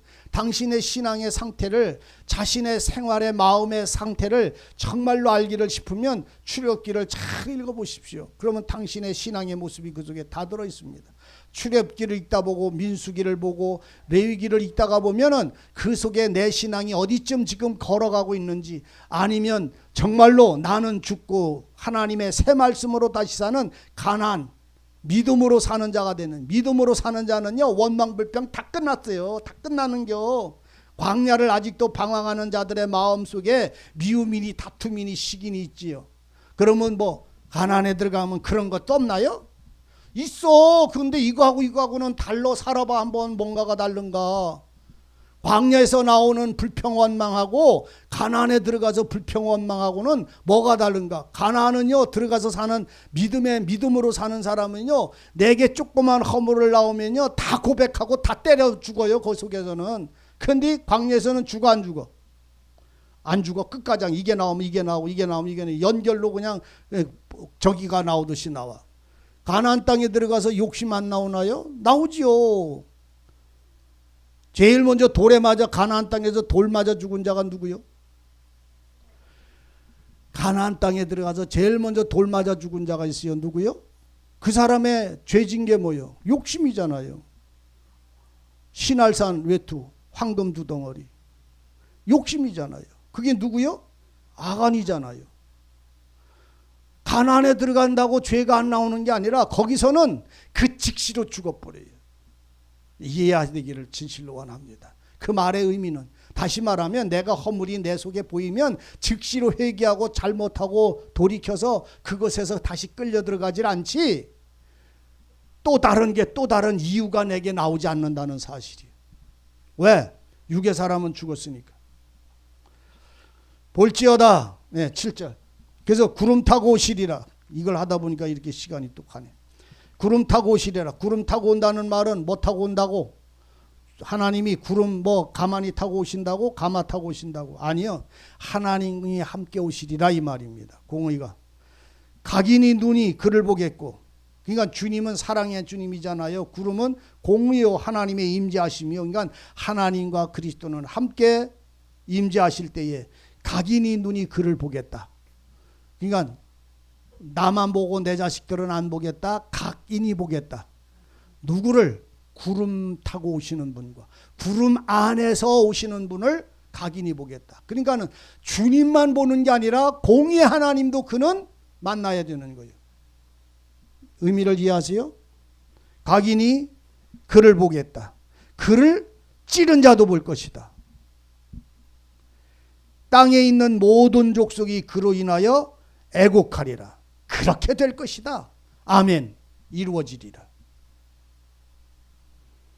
찌른 자도 보니까 예수님 옆구리 찌른 그 로마 군병 그 사람도 보는구나. 예수님 옆구리 찌른 로마 군병을 말하는 게 아니라 주님을 회방하거나 대적하거나 주님하고 싸우거나 다툰, 또는 주님을 영접하고 그 모든 사람들이 한 사람도 남기지 아니하고 다 그분을 보고 그분으로의 은혜 의를 통해서 뭘 받는다? 심판받는다. 판단되어지리라. 내 자신이 내가 잘못을 말하는 게 아니라 그가 나에 대하여 증거하시겠다 이 말이죠. 땅의 모든 족속이 그를 인하여 애국하리라. 어떤 족속은 뭐 유대 족속은 빼놓고 이방 족속만 아니야. 다 똑같다 이 말입니다. 모든 족속이라는 말의 의미는 유대인과 이방인 둘 속에 다 포함이 되어 있는 거예요. 8절 주 하나님이 가라사대 나는 알파와 오메가라. 이제도 있고 전에도 있었고 장차 올 자요 전능자라 하시더라. 이제도 있고 전에도 있고 장차 올 자요 전능자라. 주 하나님이 가라사대. 전능이라는 말은 여러분들 잘 이해하셨죠? 제가 몇 번씩 얘기했으니까 전능이라는 말 속에는 능치 못함이 없는 하나님, 계시지 아니한 곳이 없는 하나님, 모르는 것이 없는 하나님, 이 세 가지를 합쳐서 전능이라고 표현을 하는 거예요. 전능의 하나님이라 하시더라. 이 말씀을 전하고 우리에게 알게 하시는 분은 그분이더라. 그러니까 구름 타고 오시는 분은 이분이다 이런 말, 이분이시다 이 말이죠. 9절 나 요한은 너희 형제여 예수의 환난과 나라와 참음에 동참한 자라.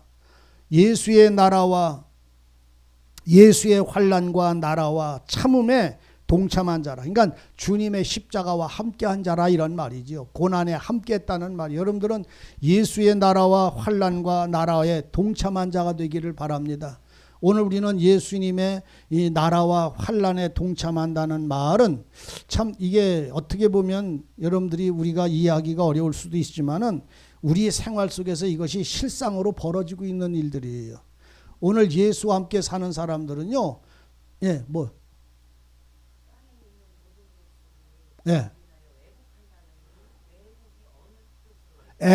애곡이란 말은 슬퍼 부르짖는다는 말이에요. 공의의 하나님이 그리스도와 함께 오니까 그 은혜를 받을 수 없는 사람들은 슬피 운다는 말입니다. 애곡하고 부르짖는다는 말입니다. 예.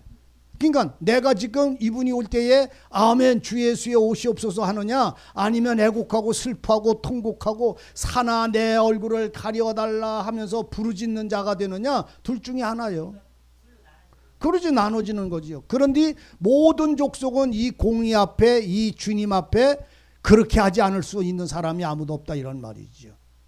그러니까 여기에는 모든 족속을 표현을 할 때에 모든 인간들은 다 그렇게 될 것이다. 그런데 예수 그리스도께서 피로 우리를 죄에서 해방한 자들은 이 무리들 속에서 너희는 나와 있는 자임을 이 말씀을 읽다 보면 쭉 기록을 하고 있는 거예요. 누가 울 자는지 울게 될진지 이 울 자는 참으로 애곡하는 자들은 참 슬플 것입니다. 근데 이 심판에서 그러면 자 보세요. 이 심판은 우리는 안 들어가느냐? 아니에요. 이 속에 들어갔었기 때문에 애곡하고 슬퍼했던 것이 그때가 아니고 지금이었기 때문에 여기서 우리는 구속을 받는 거예요. 그러니까 첫째 부활에 참여한 자가 되어지지 않으면 이 자리로 빠지고 마는 거예요. 네. 9절 나 요한은 너희의 형제요. 형제라 이방인이라. 형제란 말은 두 가지요. 육신적 형제가 있고 그리스도 예수 안에서 형제가 있어요. 예수의 피로 새 생명을 받은 사람들은 다 형제예요. 예수의 환난과 나라와 참음에 그 고난과 여러 가지 그 핍박 속에서 참음에 동참한 자라. 요한은 동참했다 안 동참했다? 동참했어요. 그래서 반모라는 섬에 유배가 한 거예요. 지금 이 요한은 어디에 있느냐 하면 지금 이 글을 쓸 때는 반모라고 하는 돌섬에, 거기가 채석장이에요. 쉽게 얘기하면 채석장에 가서 돌 캐는 노예 생활을 했어요. 그 왜 그러냐면 그가 요한은 저기 사람들이 신령하게 여기고 많은 저기를 하니까 목 잘라 죽이질 않고 노예로 살려서 노예로 팔았던 거예요. 그러니까 육지하고 떨어진 섬에 가서 대리석을 캐는 돌 같은 거를 다듬어서 집 짓는데 보내는, 거기로 보냈어요. 거기에 보내진 그 요한이 거기서 기도하며 그 속에서 하나님을 기다리다가 이 글을 받은 거라는 말입니다. 그래서 자신은 매 맞고 기름에 부음을 당하고 채찍에 맞고 복음을 전하는 그 모든 일에 함께한 동참한 자다 이 말이죠. 참음에 동참한 자라. 하나님의 말씀과 예수의 증거를 인하여 반모라 하는 섬에, 돌섬이라는 말이죠. 반모라고 하는 섬에 있었더니, 요한은 내가 여기 있었다는 말입니다. 있었더니 주의 날에, 주의 날이 언제예요? 주의 날이 언제냐고. 네? 네, 날마다 주의 날인데 여기서 말하는 주의 날이라는 말은 주님이 부활하신 날. 네? 주의 날은요, 오늘 일요일이 주의 날이에요. 의미를 이해하세요? 예수님의 제자들이 예수님이 승천하시고 나서 오순절 후에, 오순절 성령의 충만함을 받은 사람들이 그 다음에 그들은 모였어요. 그들이 모였다고. 언제? 주의 날에 모였어. 주의 날은 안식 후, 안식일 후 첫날. 요 날이 8일째 되는 날, 8일째의 날, 예수님이 부활하신 날, 이게 주의 날이에요. 그래서 오늘 우리는 예배를 드릴 때 주의 날에 예배 드리는 거예요. 주의 날이에요. 예배. 일요일이. 토요일은 안식일이에요. 안식 후 첫째 날, 그게 8일째 되는 거예요. 안식일은 7일째니까.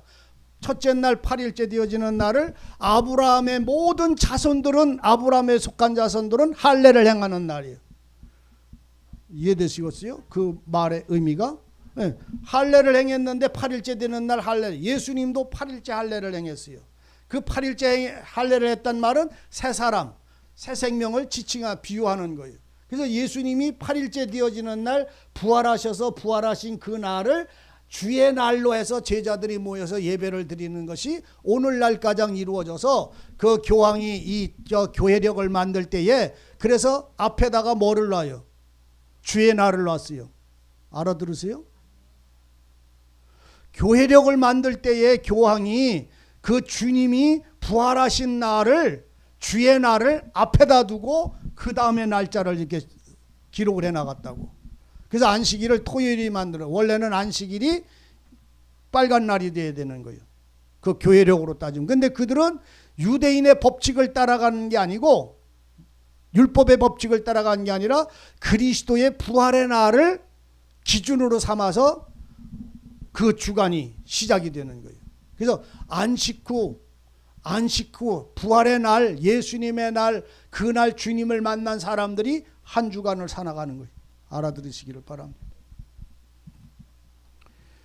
주의 날에 10절 주의 날에 누가? 예? 예, 요한이 주의 날에 내가 성령에 감동하여. 뭐에 감동했다고요? 성령의 감동이라는 말은 여러분들이 잘 이해를 하시길 바라는데, 성령의 감동이 여러분들은 뜨거운 체험을 받는 게 성령의 감동이 아니에요. 예? 성령의 감동이라는 말을 오해하지 않기를 바랍니다. 성령의 감동은 기도하다가 막 뜨거워지고 막 팔팔 뛰고 막 마음이 막 이게 벅차오르고 기쁨이 찾아오고, 이것이 성령의 감동이 아니에요. 성령의 감동은 하나님이 그에게 말씀하셔서 말씀이 내 속에 채워질 때가 성령의 감동이에요. 성령은 진리잖아요. 진리는 하나님의 영입니다. 그래서 거룩한 영, 거룩한 말씀이 내 마음을 충만하게 하면 감동이 일어나요. 기쁨이 일어나. 그걸 말하는 거예요. 말씀의 충만으로 인한 기쁨을 성령의 감동이라고 표현을 하는 거예요. 그러면 기도하다가 말씀이 생각이 나서 그 말씀에 의해서 그 마음이 뜨거워지는 건 어때요? 성령의 감동이, 진리의 말씀으로의 감동이 되니까. 그런데 그냥 막 방언하고 막 이렇게 하면서 뜨거워지는 거, 기뻐지고 즐거워지는 이거는 아니라고요. 그건 그림자적인 거예요. 그건 그림자적인 거고, 성령의 감동의 참은 하나님의 말씀이 내 심령을 주장하실 때에 감동되어지는 걸 놓고 말하는 거예요. 감화한다고 할 때에 그걸 말하는 거예요. 그래서 성령이 감동하여, 말씀에 감동하여 이 말이에요. 진리에 감동하여 내 뒤에서 나는 나팔 소리 같은, 성령에 감동하니까 나팔 소리 같은 하나님의 소리가 들리니까 감동인 거예요. 큰 음성을 들으니 가로되 너는 보는 것을, 네가 눈으로 보고 듣게 하여 해주는 그것을 책에 써서, 책에 쓴 말은 글을 기록하라 이런 말이요. 책에 써서 에베소, 서머나, 버가모, 두아디라, 사대, 빌라델피아, 라오디게아 7교회에게 보내라. 그러니까 이 7교회를 정해서 하나님이 알려줬는데 7교회가 아시아에 있었던 거예요. 의미를 이해하시기를 바랍니다. 7교회에게 보내라 하시기로 그렇게 말씀하는 소리를 들었으므로 몸을 돌이켜 나더러 말한 음성을 알아보려고 하여 돌이킬 때에 7 금초대를 보았다. 뒤에서 말씀하는 소리를 음성이 누가 하는가 돌아보니까 거기에는 7 금초대가 있었는데, 인자 같은 이가 발에 끌리는 옷을 입고 가슴에 금띠를 띠고 그 머리와 털의 희기가 양 같고 눈 같으며 그의 눈은 불꽃 같고 그의 발은 풀무에 단련한 빛난 주석 같고 그의 음성은 많은 물소리와 같으며 그 오른손에는 7별이 있고 그 입에는 좌우에 날선 검이 나오고 그 얼굴은 해가 힘있게 비치는 것 같더라. 그 얼굴은 복음의 광채가 비친다 이 말입니다. 해가 힘있게 비치는 것 같더라. 그러니까는 요 모습은 누구의 지금 형상의 모습을 나타내시느냐면 그리스도 예수의 모습을 나타내는 거예요. 그래서 여기서 한 가지를 보면요, 한 가지를 보면 첫째가 인자 같은 이는 뭘 말하냐면 그리스도 육체가 되신 예수님을 지칭하는 거예요. 인자. 그런데 거기서 보이는 건 영이란 말이죠. 영같이 보이는데 신령한 몸인데 육체를 가지신 분같이 인자 같은 이가 있는데 발에 끌리는 옷을 입었어. 흰 옷을 입었는데 가슴에 금띠. 전부 이 말씀들이요, 여러분들이 이거 하나하나를 해석하고서 얘기를 하려면 한이 없는데 가슴에 금띠, 그 다음에 머리털이 희기가 흰 양털 같고 거룩하고 성결하다는 말이에요. 흠도 점도 없다는 말이죠. 그 다음에 그의 눈은 불꽃 같고 그의 눈은 성령에 충만한 눈이라는 말입니다. 불꽃 같고 그의 발은 풀무에 단련한 빛난 주석 같고, 그러니까는 광야 40년을 걸어가도 이 신발을 신은 사람들은, 이 발을 가진 사람들은 상처나지도 않고 해하지도 않아요. 뭐든지 다 밟고 나갈 수 있는 발을 끄는 말. 빛난 주석. 주석이 뭔지 아시잖아요. 노쇠라는 말이. 빛나는 노쇠 같은. 노쇠 같고 그의 음성은 많은 물소리 같고, 그 음성은 하늘에서 내려오는 물소리예요. 이 물소리도 어떤 사람 귀에는 천둥 소리처럼 들리고 어떤 사람 소리에는 귀에 검은 고 타는 소리처럼 들리는 거예요. 천둥 무하는 많은 물소리 같고 그 오른손에는 7별이 있고, 7별은 7 교회를 지칭하는 거예요. 7별이 있고 그 입에는 좌우에 날선검이 나와. 입에서 말하니까 입에서 날선검이 팍팍팍팍 칼날이 나온다는 말이 아니잖아요. 날선검은 여호와의 말씀이 나온다는 말이에요. 날선검이 나오고 그 얼굴은 해가 힘있게 그러니까 해처럼 빛나더라 이런 말이 얼굴이. 근데 그 해는 고린도 후서 2장에 가면은 뭐라고 하냐면 복음의 광채가 비치는 빛을 비유하고 있는 거예요. 그러니까 그분에게서 나오는 빛은 생명의 빛이고 의의 빛이에요. 비치는 것 같이 힘있게 비치더라. 힘없이 힘있게 능력 있다는 말입니다. 내가 볼 때에 그 발 앞에 엎드려져서 내가 그것을 보자마자 나는 무릎 꿇을 수밖에 없단 말이죠. 그 앞에 발 앞에 엎드려 산 자 죽은 자, 나는 그 앞에 설 수 없는 죽은 자 같이 되매. 이 말은 완전히 굴복을 의미하는 거예요. 죽은 자 같이 되매 그가 오른손을 내게 얹고, 오른손을 얹었어 왼손을 얹었어. 하나님의 손 중에 2개가 있는데 오른손 왼손이 있잖아요. 오른손은 힘 있는 공의의 손이에요. 왼손은 은혜의 사랑의 손입니다. 그래서 하나님이 언제든지 오른손으로 나를 붙잡으실 때는 힘으로 강력하게 하시는 그 말씀을 말하고, 왼손은 나를 안는 거예요. 엄마들이 자식을 젖먹일 때에 어느 손으로 안아요? 왼손으로 머리를 받치고 오른손으로 이렇게 끌어안아요. 그와 마찬가지의 비유입니다. 왼손은 사랑과 은혜를 나타내고 오른손은 힘과 공의를 나타내시는 거예요. 오른손으로 내게 얹고, 힘 있는 손으로 내게 얹고, 그리고 복을 주실 때도, 안수를 행해서 복을 줄 때도, 머리에 손을 얹고 복을 줄 때도 전부 오른손으로 합니다. 힘 있는 손으로. 그래서 야곱 앞에 야곱이 요셉이 낳은 자식을 이스라엘이 요셉이 낳은 2 아들 데리고 와서 복을 줄 때 쌍둥이가 태어났잖아요. 요셉도 쌍둥이 태어났는데 그 둘일 때 요셉이 큰 아들을 오른손 아래, 작은 놈은 왼손 아래 이렇게 다 뒀어요. 그러니까 야곱이 이렇게 얹어야 되는데 둘째 아들을 왼손 아래 왼손 복을 받으려고 하는, 작은 복을 받으려고 하는 아들한테는 오른손을 얹고 큰 놈한테는 작은 손을 이렇게 왼손을 얹었어요. 그러니까 요셉이 아이고 아버지, 큰 아들이 아버지 오른손 안에 있어요. 그렇게 하시면 안 돼요. 잘 보세요. 이렇게 하니까 나도 안다. 이것이 하나님이 내게 주시는 은혜다. 그러고선 작은 아들을 더 높였어요. 이게 그게 에브라임이잖아요. 근데 이 하나님이 작은 자를 먼저 세우시고 큰 자를 나중 세우시는 이유는 바로 모든 비밀 속에서 우리에게 하잖아요. 육으로 난 것은 큰 놈이요, 은혜로 난 것은 작은 놈이 언제든지. 그래서 이삭도 에서 이스마엘도 야곱도 자기도 작은 놈인데 아버지의 복을 먼저 받았잖아요. 그래서 지금 그 오른손은 축복의 강력한 힘을 의미하는 거예요. 그래서 그 오른손을 내게 얹으시고 가라사대 말씀하셨다. 뭐라고? 두려워 말라. 나는 처음과 나중이니 곧 산자라.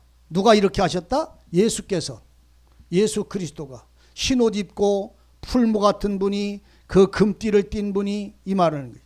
가슴에 금띠를 띄었다는 말은 허리에 금띠를 띄었다는 말하고 같은 의미예요. 곧 산자라. 죽은 자라. 산자라. 산자라. 내가 전에 죽었었노라.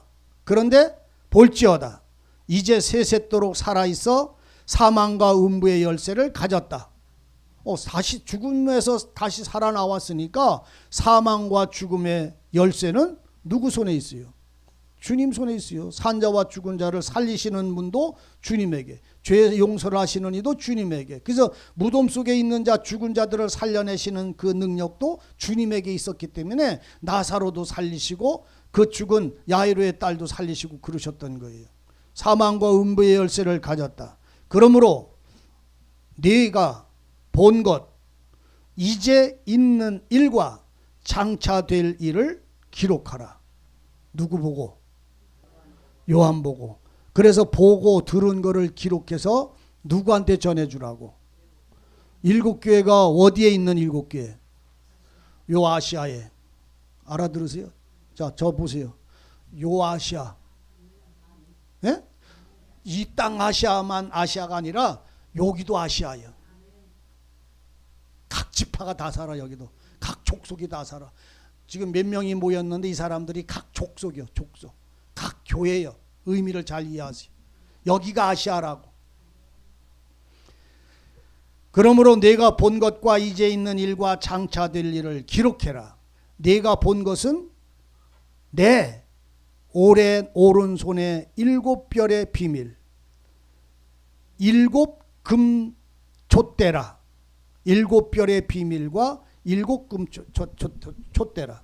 그러니까 지금 주님의 손에는 뭐가 들고 있어요? 7등대가 있잖아요. 7등대. 촛대가 등대. 촛대. 등대가 아니고 촛대. 7촛대. 촛대. 그 다음에 7별. 7촛대는 7교회. 7교회. 그 다음에 7별은 교회의 사자. 사자라는 말은 성도라는 말이에요. 의미를 7별은요, 7 목사만을 말하는 게 아니라니까 알아들으셔야 돼요. 그 교회에서 별 되어져 있는 사람들, 그 교회 이 7별은 7 거기 지금 주님은 7의 그곳의 교회에서 하나님의 교회에서 7교회는 7별은 7사자라고 표현했어요. 사자는 증거하는 자예요. 사자는 하나님이 보내서 증거하게 하시는 자라고. 그 7촛대는 7교회라니까. 그 7촛대는 7교회예요. 7별은 7교회의 사자. 사자란 말은 증거자라는 말이에요. 하나님이 보내시는 자들이. 그래서 7촛대는 7교회예요. 7별은 사자예요. 우리가 다니엘서 보면요, 그러죠. 하나님의 복음을 아름답게 전하는 자들은 궁창의 별처럼 빛나리라. 오늘 여러분들 보세요. 별처럼 빛나는데 이 별은 언제 떠요? 태양은 언제 떠요? 태양이 있는 것은 전부 낮이요. 낮은 태양이 지배를 해요. 이건 하나님을 지칭하는, 비유하는 글입니다.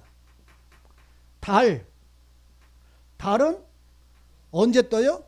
밤에 떠요. 그래서 달은 그리스도를 지칭한 별입니다. 예수를 지칭해요. 태양의 빛을 반사하는 달은 그리스도를 지칭합니다. 별은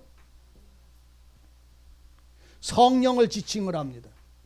또 성령을 소유한 성도들을 지칭을 합니다. 별은요. 의미 이해되세요? 그래서 이 별은 바로 너희는 세상의 빛 할 때에 이 별을 말합니다. 그래서 지금은요 달도 안 뜬 때예요. 뭐만 있어요? 달은 떴다가 졌어요. 며칠 얼마 있다가 반 있다가, 뭔 말인지 알아듣나 모르겠네. 한 달에 반 있다가 달은 졌어요. 그러면 그 밤은 이제 뭐가 지배를 했냐면 별이 빛을 하는 거예요. 그 별은 내가 별이 아니에요. 성령이 그 사람을 주장하는 사람만 별이에요. 알아들으세요? 진리의 영을 가진 사람만 빛을 발하는 거예요. 아무나 별이 되는 게 아니라 아무나, 그러니까 성도라는 말이 얼마나 중요하고 얼마나 거룩한 말인지를 모르는데 우리는 다 성도요, 성도. 집사보다 목사보다 성도가 더 거룩한 칭호예요. 그러니까 이 별은 내가 빛이 아니라 성령이 있는 사람, 하나님의 성령으로 채워진 사람이 이 마지막 때에 달이 없는 이 시대의 별이에요. 그래서 그 사람에게는 빛을 발하는데 그 사람에게 빛은 아버지의 빛을 발해. 그 사람은 성령이 있는 사람은 아들의 빛을 발해. 그래서 빛이 되는 거예요. 예? 뭔 말인지 이해되세요? 성도는 왜 너희는 궁창에 너희는 많은 별과 같다고 말할 때 그 별은 내가 그리스도 안에서 사는 사람들은 너희는 세상의 빛이라고 그럴 때 그 빛은 네가 빛이 아니라 하나님의 생명의 영이 임재한 사람만 빛이요. 그런데 그 생명의 영이 임한 사람은 아버지의 빛을 발해, 아버지의 말씀을 발하고 또 예수님의 말씀을 전할 수가 있어. 그래서 세상에 빛을 발할 수가 있는 거예요. 내가 빛이 됐다는 말이 아니라 내게 성령이 오셔서 빛을 내 안에서 발하게 하신다는 말이에요. 그래서 너희가 많은 사람을 옳은 길로, 의의 길로 인도하는 자는 하늘의 궁창의 별과 같이 빛나리라는 말을 그래서 하는 거예요. 옳은 대로 우리가 어떻게 인도를 해요? 빛이 인도를 해가는 거지요. 그 빛이 내 안에 있는 빛, 내 안에 있는 아버지의 말씀과 예수의 말씀의 그 영이, 진리의 영이 오늘 우리로 그것을 나를 통해서 바라게 비추게 한다는 말이에요. 그래서 별은 많은 사람을 옳은 대로 인도하는 자예요. 그들은 궁창의 별과 같이 빛나리라. 그 사람은. 그래서 여기서 지금 이 말을 하는 거예요. 7 교회는 7 금초대. 그래서 오늘 7 사자나 7 교회 성도들이 너에게 고난이나 환난이나 핍박을 견디지 못하고 네가 세상을 일락을 사랑하고 미혹돼서 네가 범죄를 하게 되면 촛대를 너한테서 옮기리라. 참 무서운 말이요. 그건 뭔 말이냐면 7 별은 복음을 전하는 사람이잖아요. 진리의 생명을 전하는 하나님의 사자잖아요. 그런데 그들이 진리를 가지고 은혜를 가지고 살면 함께 살 수가 있는데 그가 이그러져 버리면 하나님은 너를 옮겨가게 하시는 게 아니라 뭐를 옮겨가게 만들어요? 촛대를 옮겨가게 만들어요. 그런데 나는 내가 싫어서 내 마음에 안 맞아서 나는 안 살을 텨. 그렇게 하고 자기가 옮겨가는 줄 알지만 실상은 교회가 그 사람에게서 떠나가게 하나님이 만드는 거예요. 이 하나님이 버리심이 이렇게 무서운 거예요. 그래서 촛대를 이 별 사자에게서 내게 있는 촛대를 옮기리라고 하는 이 말씀이 뒤에 나오는데 그 촛대를 옮기는 것은 참 슬픈 얘기예요. 어떤 사람은 자기가 혼자 사는 줄 알아. 어디서든지 기도하면 내가 혼자서 예배드리고 어디서 찬송하면 나 혼자 하나님께 예배드리고 여기서 성경을 보고 무릎 꿇고 기도하면 나 혼자 하고 교회에 촛대 안에 들어가서 빛을 발하는 그리스도와 함께 사는 게 뭔지를 모르는 거예요. 그러니까는 결국은 자기는 자기 혼자 하나님께 예배를 잘 드리는데 실상은 뭐예요? 실상은 교회가 그 사람에게서 떠난 거예요. 그 사람이 교회를 떠나는 거예요. 예? 교회가 그 사람을 떠나가게 만들어요, 하나님이. 그런데 나는 내가 그렇게 한다고 생각하잖아요. 참 슬픈 거예요. 이 말씀의 의미를 여러분들이 나중에 이 안에 들어가서 이게 쭉 읽다 보면 그 말씀이 참으로 뭔지를 이해하시기를 바랍니다. 그래서 오늘 우리는 이 적그리스도의 때에 참되게 살아가는 성도들의 이 신앙이 뭔지를 발견했을 때에 마지막 때가 찾아오는 그때에 오늘 우리들의 신앙이 어디 곳에 서 있는지를 발견하셔야 합니다. 그래서 우리가 1장을 이게 볼 때에 아버지와 예수 그리스도는 둘이라 하나라. 하나라. 아버지와 하나님과 아버지와 아들은 하나다. 아버지와 아들의 말씀은 성령이다. 성령이란 말은 진리의 말씀, 영이다 이 말이야. 진리의 말씀. 왜 영이냐면 형체가 모양이 없으니까 영이 되는 거예요. 영이다. 그래서 이 말씀을 통해서 요한이라고 하는 하나님의 사랑하는 자 요한을 통해서 전달했다. 전달받은 사람은 7교회다. 7교회는 각 성도예요. 각 사람. 교회는 한 사람 한 사람을 지칭하는데 이 7교회에게 주인은 7교회를 7금촛대를 사이에서 서서 7별을 붙잡고 있는 7촛대 사이에서 별을 붙잡고 있는, 그러니까 7촛대와 7별의 주인은 누구다? 예수다. 7교회와 7금촛대의 그 주인은 예수 그리스도다 이런 말입니다. 그분이 말씀하시는 것이다. 그러니까 7교회의 그 사이를 거느시는 주님, 7영이 있는 7교회에 거니시며 7별을 붙잡고 있는 7별을 붙잡고 있는 거예요. 그분의 손에서. 예? 그리스도의 피로 구원받은 사람들은 다 하나님의 손에 붙잡혀져 있는 거예요. 그래서 바울이 그러잖아요. 주께서 나를 붙잡으신 바 된 바를 잡으려고 쫓아가노라. 이 말씀을 하죠. 바울은. 그래서 우리가 이 모든 성도들에게 외치고 모든 성도들에게 말씀하시는 그 모든 일들을 여러분들이 발에 끌리는 금세포, 발에 끌리는 세마포, 금띠, 양털 같은 머릿결, 불꽃 같은 눈, 이것이 그리스도의 영광스러운 그 모습을 표현하는데 여러분들 나누어준 문서를 통해서 잘 이렇게 보시고 또 보시기를 바랍니다. 그래서 7별을 잡은 오른손이라고 하는 말은 피로 구원받은 모든 사람들을 붙잡은 사람들이다. 그래서 이 붙잡은 사람들이 어떻게 고난과 환난과 사단의 미혹을 이길 것인가에 관하여 말씀하고 있다. 그래서 이 속에서 있는 사람들은요, 이 사탄의 세력이 어떠하다는 것을, 어떻게 우리를 미혹한다는 걸 말하고 있는 것이 그게 목적이 아니라 교회가 그리스도 안에서 온전해지는 게 목적인 거예요. 여러분들이 말씀 나눠진 문서를 통해서 보시다가 혹시 잘 이해가 안 되고 궁금하신 것이 있으시면 또 여러분들이 질문을 하시기를 바라고 다음 주일은 2장으로 이렇게 넘어가서 시작하도록 하겠습니다. 기도하시겠습니다. 은혜 하나님, 주의 말씀 속에 우리의 심령 살아있게 하옵시고 주님의 은혜 속에 우리의 심령이 또한 새롭게 해 주옵소서. 마지막 때 주님 안에서 사는 성도들의 신앙이 주님과 동행하게 하시고 주의 말씀 속에 새 힘을 얻게 하여 주옵소서. 예수님의 이름으로 기도하옵나이다. 아멘.